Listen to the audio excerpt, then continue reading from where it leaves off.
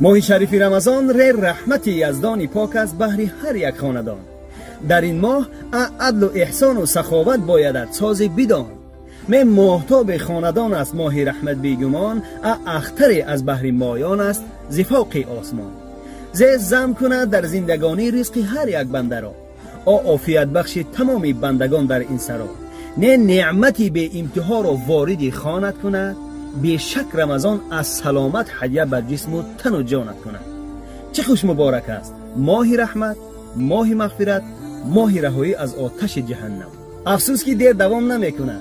فقط یک ماه مبارک، 30 روز طاعت و عبادت، 4 هفته با فیض، 720 ساعت خرسندی، 43200 دقیقه توبه و 2,592,000 ثانیه نیکی. پس فرصت را غنیمت دار ای شخص روزه‌دار.